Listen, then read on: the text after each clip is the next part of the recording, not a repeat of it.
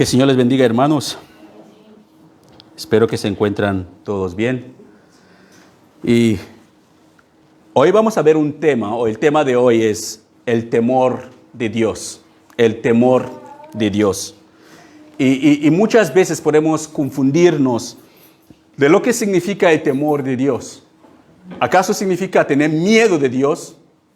¿Acaso significa tener terror de Dios? ¿Acaso significa algo negativo? ¿O qué es lo que la Biblia nos enseña de verdad sobre el temor de Dios?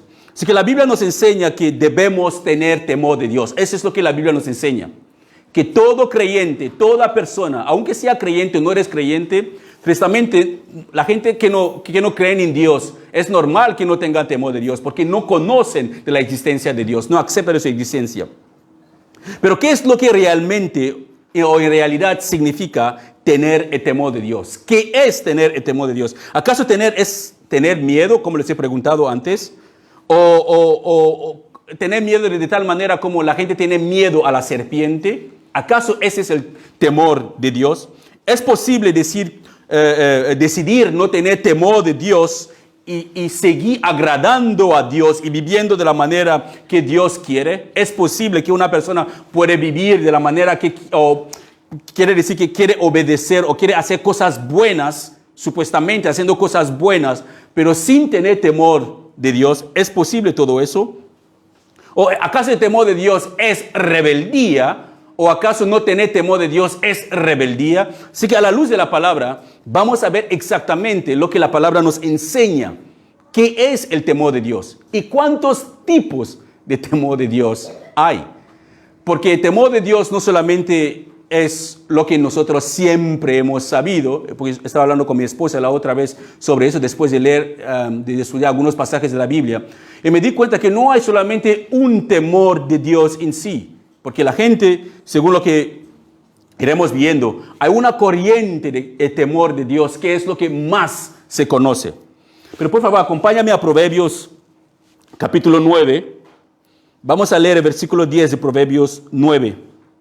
Proverbios es un consejo que los proverbios fueron escritos por Salomón mismo, así que son consejos para su hijo y son también para nosotros. Y si podemos ver la vida de Salomón, si leemos la historia en el Antiguo Testamento de la vida de Salomón, Salomón cuando era un joven, y en Segundo de Reyes, antes que murió su padre, y después en Segundo de Crónicas, Primera de Crónicas y Segunda de Crónicas, se habla de un joven que amaba a Dios cuando él tomó el trono de su padre, cuando falleció su padre. Salomón amaba a Dios, quería agradar a Dios en todas las áreas. Hasta que cuando Dios se le apareció un día que estaban ofreciendo unos sacrificios, Dios le preguntó, dime hijo, le preguntó qué quería, qué podía hacer por él. Y Salomón pidió sabiduría para guiar el pueblo de Dios. Y Dios no le dio solamente sabiduría, pero dio riqueza y fama y muchas cosas. Salomón fue el hombre más sabio que ha existido y más rico que ha existido y que existió también en su tiempo. Pero ¿qué pasó a lo largo de su vida? La fama de Salomón, la riqueza de Salomón, la sabiduría de Salomón se volvió loco por tantas cosas que tenía. A lo largo de su vida empezó a casarse con muchas mujeres extranjeras, mujeres que Dios le había dicho a no casarse con ellas, las moabitas, egipcias, de todas partes. Y esas mujeres desviaron su corazón hacia sus dioses. El hombre que amaba tanto a Dios, que tenía temor de Dios, que quería vivir para Dios, para agradar a Dios, en su edad, puede decir que en la edad de flor, puede decir cuando tiene los 40 años, que es cuando la vida empieza, según lo que se dice, él empezó a desviarse de Dios y se desvió completamente de Dios, hasta rindió cultos a los ídolos que sus esposas, tenía casi 600 concubinas y 300 mujeres oficialmente casadas con ella. Así que tenía 900 mujeres por un solo hombre. Con tantas mujeres es normal que de alguna manera te desvías del camino correcto. Y se desvió completamente. Pero cuando ya estaba a punto de morir, empezó a recordar su tiempo perdido en el mundo, por llamarlo así, lejos de Dios, sin Dios en su vida. Ahí empezó a escribir los proverbios, aconsejando a su hijo. Y en el capítulo 9 de Proverbios, en el capítulo 10 de Proverbios 9, él dice a su hijo: el principio de la sabiduría es el temor del Señor. Eso es el principio.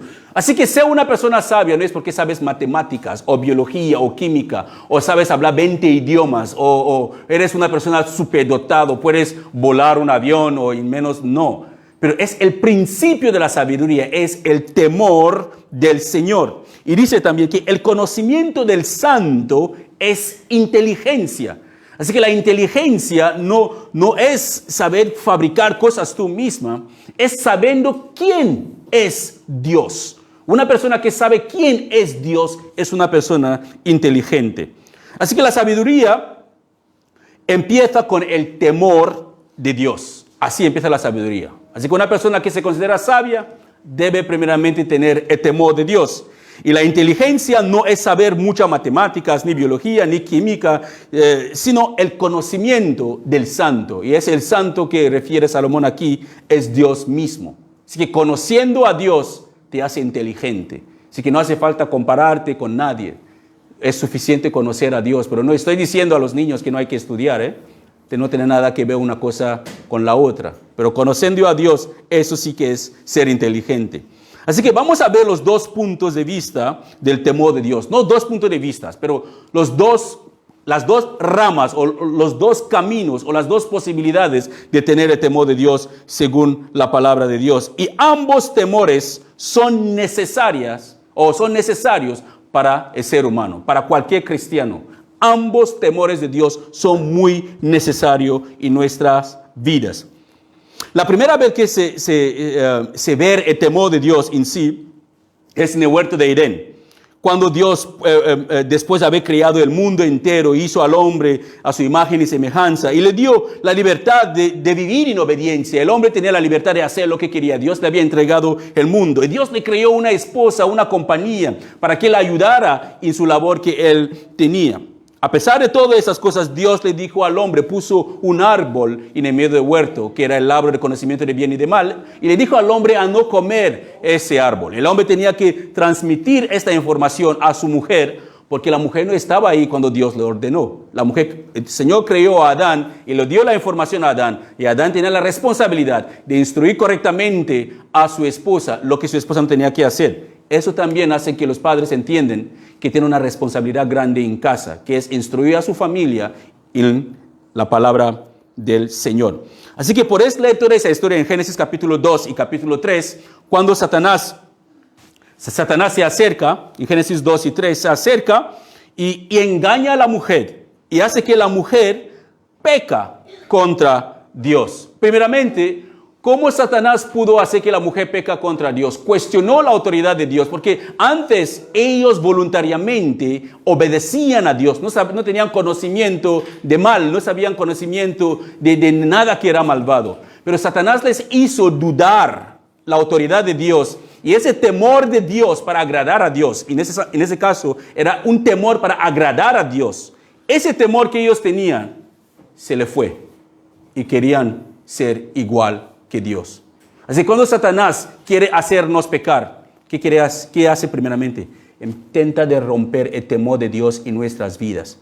Y en el momento que el temor de Dios está roto en nuestras vidas, que es el temor de querer agradar a Dios, el deseo de querer agradar a Dios, ahí hay una facilidad de pecar. Podemos mentir, robar, fornicar, adulterar, podemos hacer cualquier cosa, porque acabamos de perder ese temor reverente de Dios, ese temor de Dios que teníamos en su principio.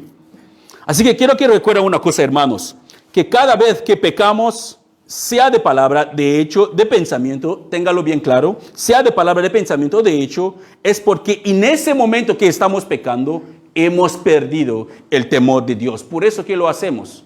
Por eso que pecamos. Pecamos cuando perdemos el temor de Dios. Por eso que tenemos que tomar nuestras decisiones no a la ligera. Tenemos que reflexionar muy bien y saber las consecuencias de las decisiones que nosotros vamos a tomar. Y asegurarnos que las decisiones que tomamos son conforme a la palabra del Señor.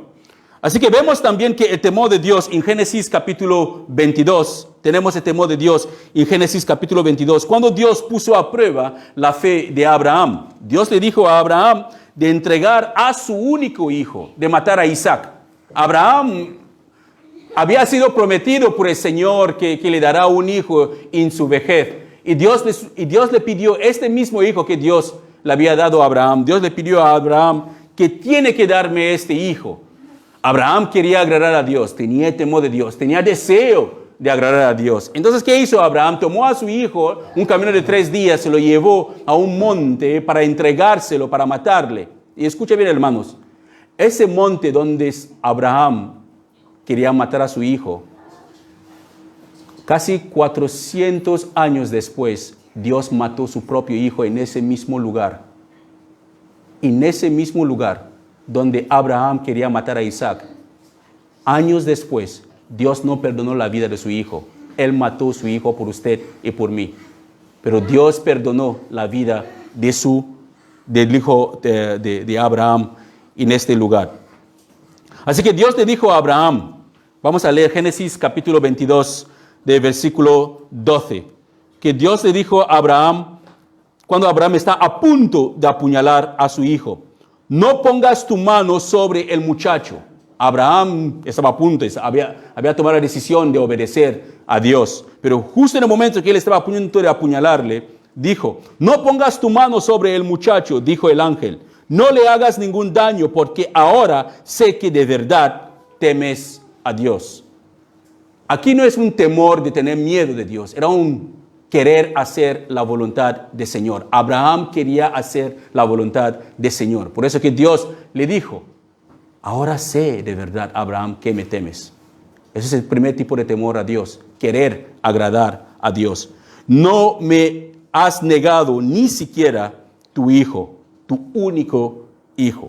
Así que, hermanos, tener temor de Dios en ese escenario de Abraham es queriendo voluntariamente hacer la voluntad de Dios, queriendo voluntariamente obedecer a Dios. Esa es la primera cosa que seguramente que todos nosotros sabemos. Si alguien te pregunta qué es el temor de Dios, el temor de Dios es hacer la voluntad de Dios. Ciertamente sí, es correcto, es bíblico, pero hay otro temor de Dios que vamos a ver. Así que aquí, en ese escenario, Abraham quería de verdad hacer la voluntad de Dios. Él quería hacer lo que Dios quisiera. Él quería obedecer a Dios. Y Dios le bendijo grandemente por esa obediencia. También en Génesis 39, tenemos la historia de José. Tenemos la historia de José en la casa de Potifar. Sabemos todo que José fue vendido por sus hermanos como esclavo. Ellos pensaban que se habían deshecho de él, que no había ninguna posibilidad más. Pero no sabían que todo lo que estaban haciendo era la voluntad del Señor. Y lo más asombroso es que estando en Egipto, José examinó su vida y todos los sueños que él había tenido. Estoy seguro que él pensaba, vaya sueños que tuve, que yo era una gran persona, pero mírame aquí en la cárcel, falsamente acusado por algo que yo no había hecho, y todas las demás cosas, vendido por mis hermanos. Pero lo asombroso, hermanos, es que cuando José se hizo gobernador de Egipto, y sus hermanos vinieron a comprar trigo, cuando se reveló a sus hermanos, dijo a sus hermanos, Dios me mandó delante de ustedes para preservar sus vidas. ¿Qué quiere decir eso, hermanos? Porque cuando lo leí me quedé un poquito, que las cosas que ocurren en nuestras vidas a veces, puede ser en nuestras vidas, quizás son cosas que quizás no son para nosotros. Algo malo puede ocurrirnos, pero esa cosa mala que nos ocurre a nosotros, Dios la usa de una manera diferente, porque Dios está preparando la vida de otra persona para usar nuestra experiencia y cumplir un propósito mucho más grande en la vida de esa persona y en nuestras vidas. Así que todas las cosas ayudan para bien, para los que están llamados según el propósito de Dios, es lo que dice la Biblia. Así que si nos ocurre algo malo, solamente debemos examinar nuestras vidas. ¿Acaso yo estoy viviendo en pecado o es Dios trabajando algo que yo no entiendo? Si no estás viviendo en pecado, si examinas tu vida y no estás viviendo en pecado, pues puedes estar tranquila o tranquilo que Dios está haciendo algo invisible que tú no ves. Así que en Génesis capítulo 22, 12, cuando Dios le dijo a Abraham a no tocar al muchacho, tenemos otro escenario en Génesis capítulo 39, 9. Génesis capítulo 39, 9. cuando Potifar, la mujer de Potifar le intenta de seducir a José. José quería agradar a su Dios. José no quería pecar contra Dios. Por eso que José dijo a la mujer de Potifar, nadie aquí tiene más autoridad que yo. Él no me ha negado nada. Él aquí habla de su amo Potifar, que no me ha negado nada, con excepción de usted, porque es su esposa. Y él dice, escucha bien, ¿cómo podré yo cometer semejante maldad? Así que él estaba viendo la maldad que él iba a cometer. ¿Cómo yo podría cometer semejante maldad? Sería un gran pecado contra Dios. Así que José tenía este deseo profundo en sí de agradar a Dios. Él quería hacer las cosas correctas, no solamente porque Potifar le había prohibido a no acercarse a su esposa, pero porque él sabía que era un pecado delante de su Dios, tal como su bisabuelo Abraham, que quería agradar a Dios entregando a Isaac.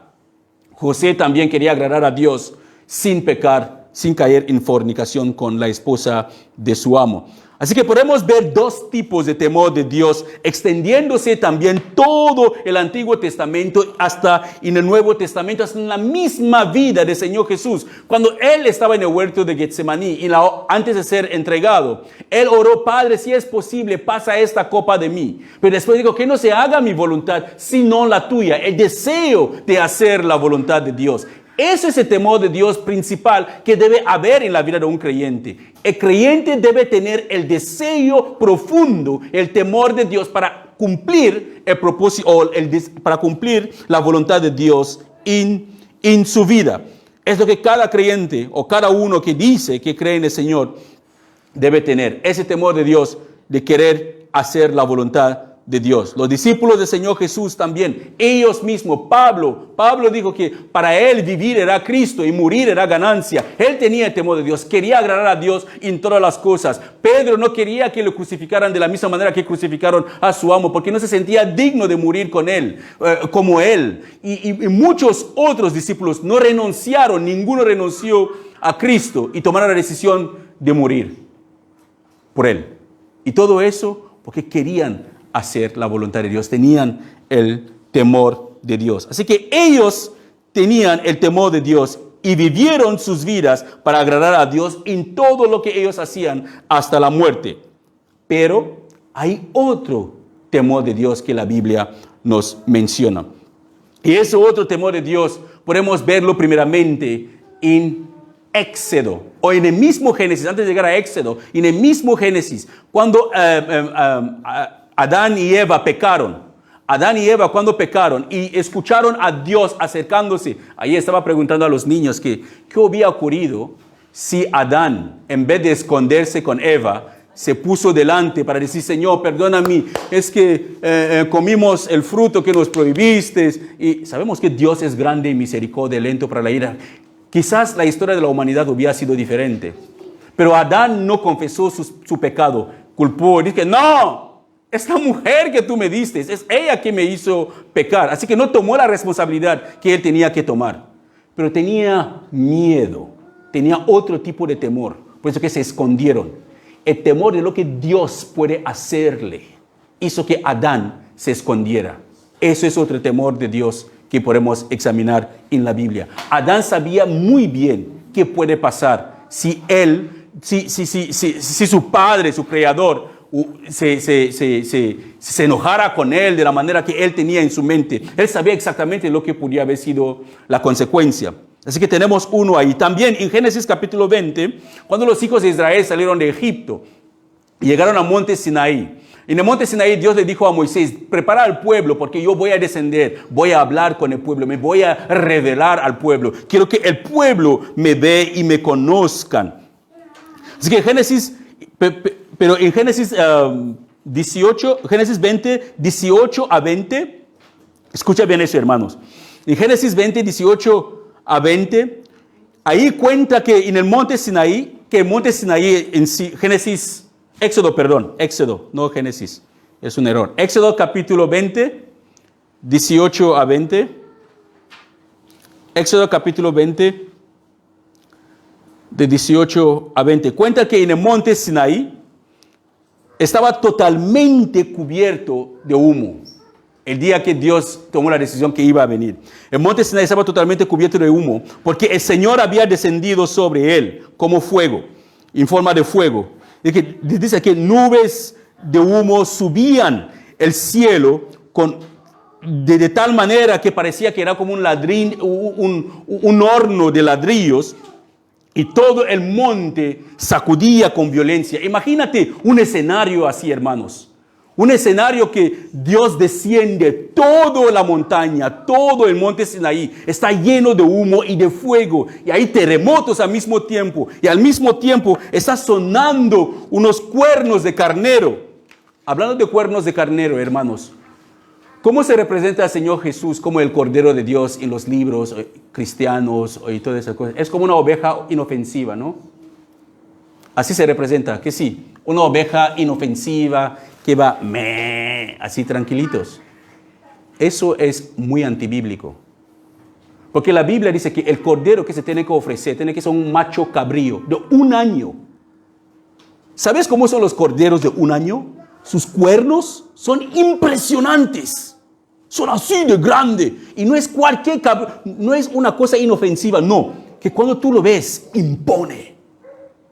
Eso es la realidad del Cordero de Dios que quita el pecado del mundo. No es una ofensiva oveja que es blanquita por ahí, que lo pueden coger y torcer su cuello y ni se puede defender. No, hablamos de un carnero con cuernos impresionante. El mismo que cuando Abraham estaba a punto de matar a Isaac, Dios hizo que sus cuernos se quedaron atrapados, una zarza por ahí, Abraham lo cogió. Así que sería mejor que hacen una editan todo esas películas de niños, esas películas cristianas de niños y libros cristianos, porque esa es totalmente una mala representación del Cordero de Dios que quita el pecado del mundo. No es cualquier cordero, es un cordero que impone. Es un cordero que impone, no una blanquita nieve que está ahí, que parece que se ha perdido de su madre y nadie sabe. No, eso no es el Cordero de Dios que quita es la ovejita que no saben ni dónde está su padre ni su madre. Así que eso es un error bastante grave, porque el Cordero de Dios que quita el mundo debería ser un cordero para el pueblo de Israel. Ellos sabían muy bien, un cordero de 1 año, bien grande, robusto, sin defecto ni mancha. Entonces regresamos al monte Sinaí, Éxodo capítulo 20, 18 a 20. Dice que sonaban cuernos de carnero cada vez más fuerte. Y cuando Moisés hablaba, imagínate, Moisés habla, ¡hola Dios! Y Dios contesta y parecía un trueno. Eso hizo que la gente se asustaron y suplicaron a Moisés. Escucha lo que dice Génesis Éxodo 20, 18 a 20. Dice, todo el pueblo percibía los truenos, los relámpagos, el sonido de la corneta y el monte que humeaba. Al ver eso, ellos temblaron y se mantuvieron a distancia y dijeron a Moisés, habla tú con nosotros y escucharemos, pero no hable Dios con nosotros, no sea que muramos. Así que ellos no quieren escuchar a Dios hablar, pero prefieren que Moisés habla con Dios y Moisés le dice lo que Dios quiere decir. Y Moisés respondió, ahí viene el otro temor. Y Moisés respondió al pueblo, no temen, no tengan miedo, no tengan terror, no se preocupen, no temen, porque Dios ha venido para probarlos, a fin de que su temor... ¿Ves otra vez? Ese es otro tipo de temor. No es el otro temor que vimos en la vida de Abraham, en la vida de Caín, de Adán y Eva, que querían agradar a Dios en su manera de vivir. No es el mismo temor que vimos en la vida de José, que quería agradar a Dios, por eso que no quería tocar a la mujer de Potifar. Eso es otro tipo de temor infundido por Dios mismo. Que Dios ha traído ese temor en ellos. Dice, a fin de que su temor esté delante de ustedes. Y mira la consecuencia de este temor. Ese temor tiene un afecto. El temor ese tiene un afecto. Para que no pequen. Porque solamente piensa en lo que Dios puede hacer. Vale. Si Dios puede aparecer así, en un monte, y el monte se consume, hay terremotos y hay humo, parece en un horno de ladrillos, y hay unas trompetas muy fuertes que van sonando. Si ese es el Dios que nosotros adoramos, ¿qué pasará con los pecadores que caen en las manos de ese Dios? ¿Qué pasarán con ellos? Así que hay un temor de Dios que Dios mismo infunde ¿sabe? Es como para expresar su grandeza, su gloria. Y ese temor no trae deseo de estar ahí, trae deseo de alejarse quizás corriendo y recordándose siempre que hay un Dios que me está vigilando. Y eso nos ayuda para apartarnos del pecado, como Moisés dice aquí. Para que no pequen. Por eso es que Dios toma la decisión de aparecer de tal manera para que vosotros tengáis el temor de Dios y no pecar contra Él. Así que ellos se llenaron de temor, de incertidumbre de lo que pasará con ellos si Dios seguía hablando. Por eso es que ellos suplicaron a Moisés: Moisés, por favor, que Dios ya no hable más. Tú habla con Dios y dinos lo que Dios quiere decirnos y nosotros te escucharemos a ti, pero mejor que Dios se queda lejos y callado. Y Moisés le dijo: no, Dios está haciendo eso por vuestro propio bien, para que vosotros entendáis que Él no es cualquier Dios, que Él tiene el poder para hacer cosas más asombrosas que eso. Así, cuando vosotros queréis vivir para Él, no solamente estáis viviendo para Él con ese temor diferente que es reverente, pero tengáis otro tipo de temor de que si yo me alejo de ese Dios que puede sacudir montañas, que desciende como fuego, ese Dios tan terrífico en su apariencia de tal manera que asusta, las montañas se encienden. ¿Qué será de los pecadores que caen en las manos de ese Dios? Porque ¿qué pasa, hermanos? Hemos convertido a Dios como un abuelo, no, ni como un padre, como un abuelo, que es comprensible, ¿sabes? Dios es comprensible. Nosotros podemos esforzarnos para complacer a nuestros jefes. La esposa puede esforzarse para complacer al esposo. El esposo puede esforzarse para complacer a Dios. Nos comprometemos con todo el mundo, pero cuando llega la hora de Dios, no, es comprensible, es misericordioso. Así que no pasa nada si yo no estudio su palabra, no pasa nada si yo no me congrego. Es porque tenemos una imagen totalmente de Dios que es diferente de lo que la Biblia nos enseña. Tenemos un Dios que es un abuelo, que es: bueno, hijito mío, no pasa nada, bueno, no pasa nada, yo te comprendo, entiendo tu corazón. Hermano, no es así que la Biblia nos representa a Dios. Dios no es así. Solamente su apariencia, su entrada en el mundo por primera vez para hablar con el pueblo de Israel. Las montañas se encienden, hay terremotos en todas las partes. No me gustaría, hermano, ser enemigo de un Dios así. No me gustaría. Aunque deseo vivir para Él. Pero cuando veo la grandeza de sus obras, lo que Él puede hacer, impacta. Y a ese es el tipo de temor de Dios que nosotros también debemos tener. El pueblo vio el despliegue del poder de Dios y lo que Dios es capaz de hacer. Nosotros ignoramos lo que Dios es capaz de hacer. No nos importa. Es que leemos la Biblia y leemos cómo dice que a los que sus nombres no están escritos en el libro de la vida serán echados en el infierno. Parece que es una historia más. Hermanos, es real. Dios lo va a hacer. Él es capaz de hacerlo. Él destruyó el mundo entero con agua. Pero eso no quita el hecho de que Él es misericordioso, es bondadoso, Él perdona a quien a Él le da la gana. Pero el que confiesa su pecado sí que recibirá perdón. Dios tiene misericordia a quien Él quiere tener misericordia. Él es grande en amor, lento para la ira. Eso sí que es cierto. Pero al mismo tiempo también es fuego consumidor.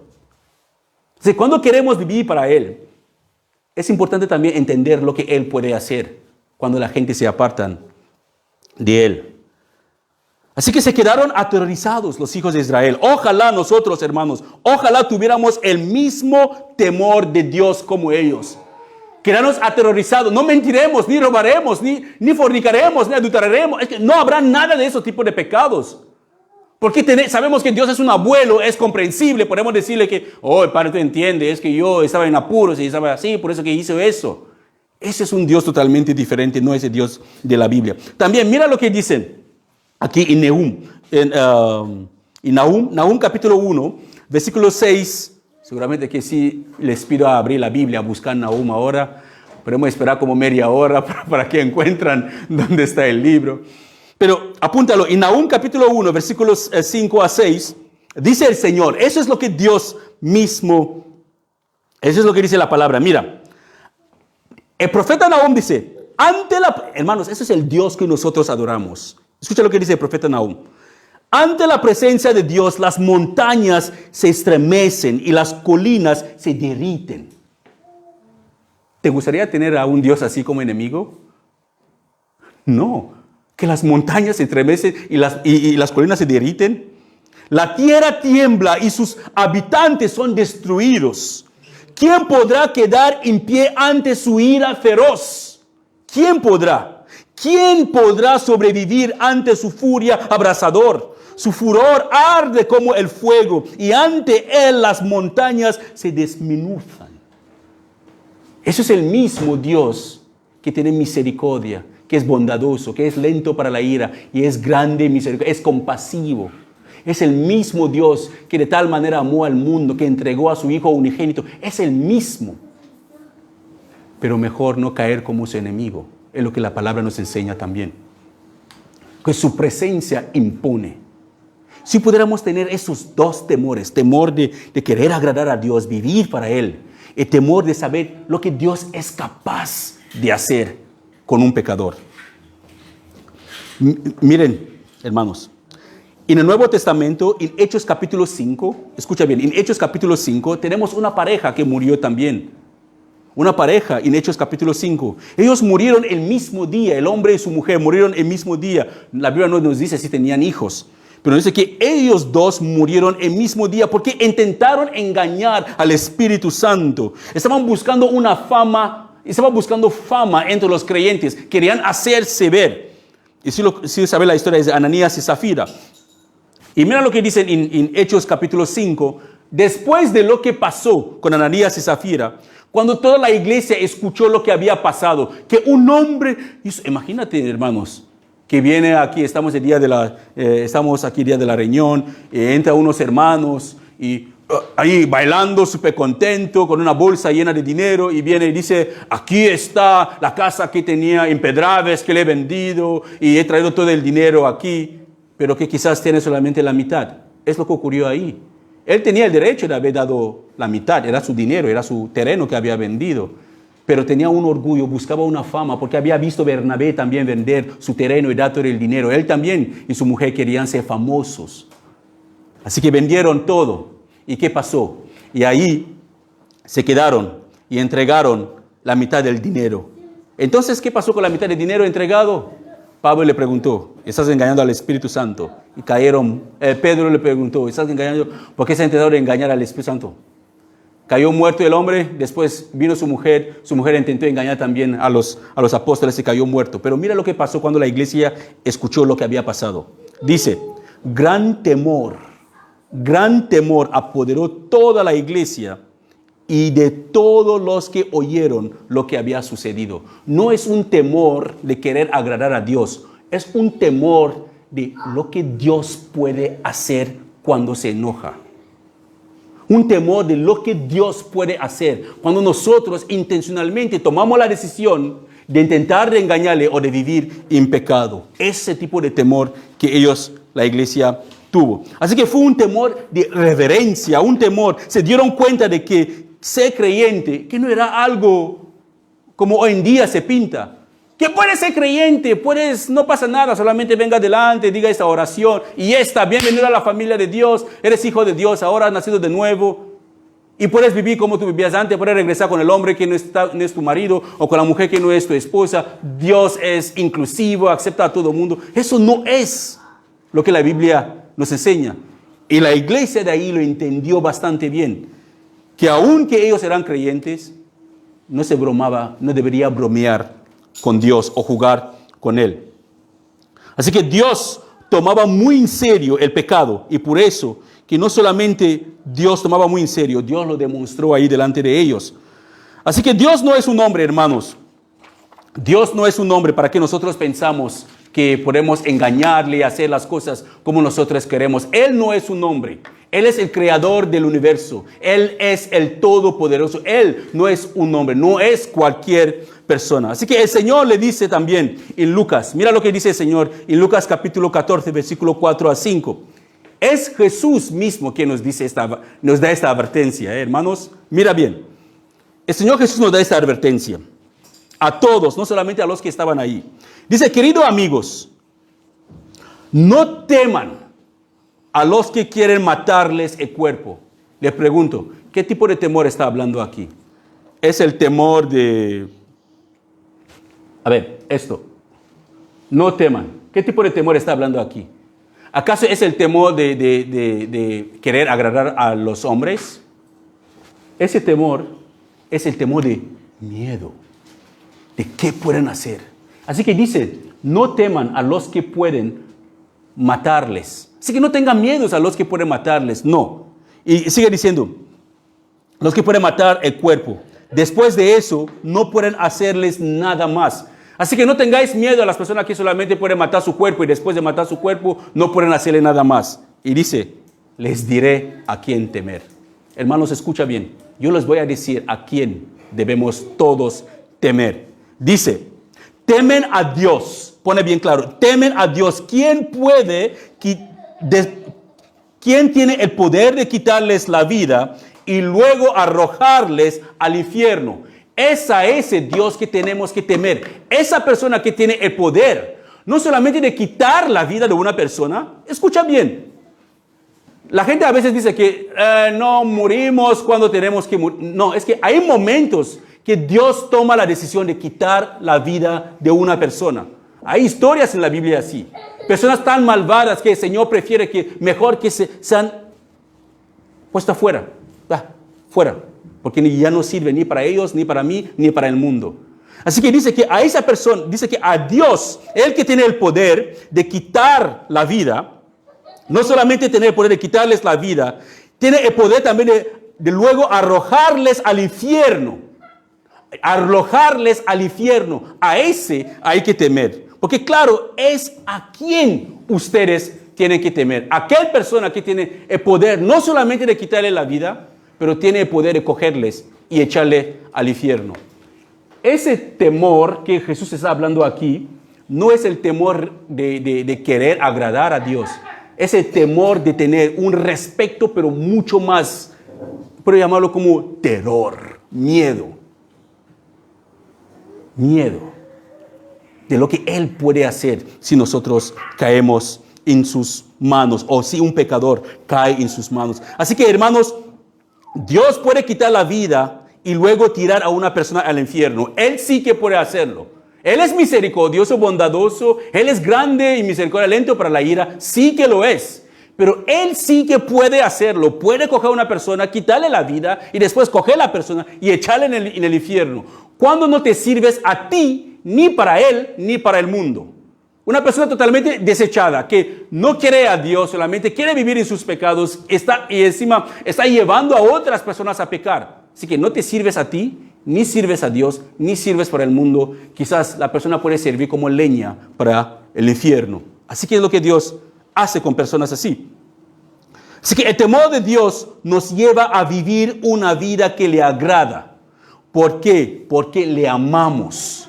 Cuando tenemos el temor de Dios, el primer temor de Dios, es que nos lleva a vivir una vida que agrada a Dios, una vida conforme a la voluntad de Dios. ¿Por qué? Porque amamos a Dios por lo que Él ha hecho. Romanos 12, Pablo dice, presentad vuestros cuerpos como sacrificios vivo y santo. ¿Por qué? Por lo que Él ha hecho por vosotros. Así que ese es el primer temor que tenemos. Para agradarle a Él por lo que Él ha hecho por nosotros y porque nosotros le amamos. Por eso que Él tomó la decisión de entregarnos a su Hijo, así nos demostró su amor. Así que el temor de Dios, hermanos, nos ayuda también a alejarnos de pecado, porque sabemos que Él es temible. Ese es el otro temor. El temor de Dios nos aleja de pecado, porque sabemos que si nosotros nos entregamos al pecado, lo que Dios hará con los pecadores es algo que Él no desea ni para nadie. Así que el temor, el conocimiento de lo que Dios puede hacer con un pecador, nos aleja del pecado. ¿Por qué? Mira la advertencia que nosotros tenemos en Hebreos 10:31. Dice que es algo aterrador caer en las manos de Dios vivo. Eso no suena como algo bonito, ¿no? Suena como una amenaza. Es como, ¿dónde vas? Me voy para Rambla de Raval. Es algo aterrador pasar por Rambla de Raval, porque algo así, pero es peor. Es que es algo terrible, aterrador. Es que da terror ser enemigo de Dios. Da terror caer en las manos de Dios. Así que el mundo y todo lo que contiene, hermano, escucha bien, vamos terminando. El mundo y todo lo que el mundo contiene, algún día pasarán. Algún día pasarán el mundo y todo lo que el mundo contiene. Y seremos todos juzgados por el Señor. Todos nosotros, por todo lo que nosotros hemos hecho, por nuestras vidas, lo que hemos hablado, lo que hemos en el secreto, todo lo que se habló en el secreto, algún día será revelado en público. La Biblia nos pone bien claro. Todas las cosas que hemos susurrado ahí con los amigos, ahí detrás, todos los planes que hemos hecho, todas las cosas que hemos pensado, todas las cosas malvadas, algún día lo veremos como una pantalla gigante. Todas saldrán a la luz. Dios lo hará cuando Él juzga el mundo a través del Señor Jesús. Eso debe darnos terror, hermanos. Imagínense que ahora mismo empiezan a salir todo lo que usted hizo hoy, aquí en la pantalla, el día de ayer. Todos sus pensamientos empiezan a salir aquí. ¿Qué pensaba cuando era la hora de ir a la reunión? ¿Qué pensaba ayer? Todo empieza a salir. ¡Qué vergüenza pasaremos! Pero la Biblia nos asegura que eso va a ocurrir en el día de juicio. Todo lo que se hizo en lo secreto será revelado. Todo lo que se habló en la intimidad será revelado completamente fuera y todo el mundo lo verá. Así que sí sabemos, hermanos, que es algo aterrador caer en las manos de Dios. Sí sabemos todo eso. La pregunta es, ¿por qué no vivir una vida que le agrada a Él? ¿Por qué? El mundo y todo lo que contiene algún día pasarán. Y seremos todos juzgados por el Señor mismo. Cada uno de nosotros que estamos sentados aquí. Sean creyentes o que no sean creyentes. El mundo entero será juzgado por el Señor mismo. Y todo lo que hicimos en nuestras vidas será revelado. Sí sabemos de todo eso. Y sabemos quién es Dios y lo que Dios es capaz de hacer. Sí sabemos todo eso. La pregunta es, ¿cómo no llevar una vida santa en obediencia a Dios? Sí sabemos que un día Él nos va a juzgar y va a revelar nuestras vidas en el público, todo el mundo sabrá lo hipócrita que éramos. ¿Cómo no vivió una vida que le agrada, una vida santa delante de Él? Así que, hermano, con esta advertencia, vamos terminando. Con esta advertencia, es suficiente reflexionar sobre su vida de ahora. ¿Cómo usted está viviendo su vida ahora? ¿Estás en la fe ahora? Si estás viviendo en pecado, estás en un camino bastante peligroso para ti. Si tienes una vida espiritual casi apagada, media apagada, no es tarde. Aún hay esperanza en todo eso. Terminamos con este último versículo que es una invitación del Señor Jesús. Para todos, para cualquier persona, el Señor Jesús hace esta invitación pública, totalmente pública. Dice, venid a mí todos los que estáis trabajados y cargados, y yo os haré descansar. Es una invitación para ti si no estás en orden con el Señor. Si tu fe no está en Cristo, esa es una invitación para ti. Aún que eres creyente, seguramente que sigue teniendo cargas, porque la vida en sí no es fácil. En el mundo tendremos muchas aflicciones, nos prometió el Señor Jesús, pero nos dijo a no temer, porque Él ya venció el mundo. Dios no quiere, hermanos, que nadie se pierda, sino Él quiere que todos se arrepienten y se aparten de sus pecados y lleguen a conocerle. Ese es el deseo de Dios. Él quiere que todos se arrepienten y se aparten de sus pecados y lleguen a conocerle. Espero que ahora, hermanos, hemos comprendido que hay dos temores de Dios. Hay el temor de querer agradar a Dios. Hay el temor reverente de lo que Dios es capaz de hacer con un pecador o con cualquier persona que es enemigo suyo. Termino con este último versículo de Nehum, capítulo 1, versículo 7. Dice la palabra del Señor: el Señor es bueno, un refugio seguro cuando llegan dificultades. Él está cerca de los que confían en Él. Esa es una promesa asombrosa. Dios es bueno, un refugio seguro cuando llegan dificultades. Eso podemos tomarlo como personal. Él está cerca de los que confían en Él. Si no confiamos en Dios, en vano todas nuestras oraciones. Escuché un testimonio de una iglesia que hacía tiempo que no había llovido y decidieron hacer una reunión de oración. Y mientras que estaban ahí orando, nadie fue a la iglesia con un paraguas. Solamente entró una niña con su paraguas y le preguntaron: ¿por qué? Vine para la oración, estamos orando para que llueve, ¿no? Ella tenía su fe en Dios y se fue con su paraguas. Pero ninguno más en la iglesia había llevado unas paraguas para llevar a casa, porque no oraban en vano. No creían que era posible, era una rutina más. Vamos a orar que Dios traiga lluvia. Pero la niña se fue a la iglesia con su paraguas porque confiaba que la oración tenía poder. Podemos confiar en la misericordia de Dios. Podemos confiar en la salvación del Señor. Podemos confiar en Dios. Y si no confiamos en Dios, no nos molestemos en orar. Cuando ores con expectativas, esperando que Dios contestará. Si estás orando por lluvia, cuando salgas, aunque hace sol, vaya con tu paraguas, porque sabes que tu Dios puede hacer que llueva en pleno verano. Amén. Padre, gracias te damos por tu palabra, porque tu palabra es verdad. Nos rendimos ante ti, Señor, porque hemos escuchado tu palabra sobre el temor de Dios. Ayúdanos a tener el temor de Dios, Padre.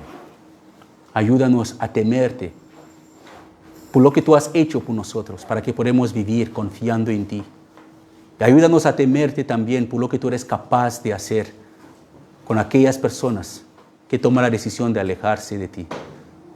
Que tu temor llena nuestros corazones, llena nuestras vidas y nos ayuda a apartarnos de pecado y a vivir conforme a tu palabra. Hágase tu voluntad en nuestras vidas, oh Señor. Apártanos de todo lo que no te agrada. Ayúdanos a aborrecer las cosas que tú aborrezcas y a amar las cosas que tú ames.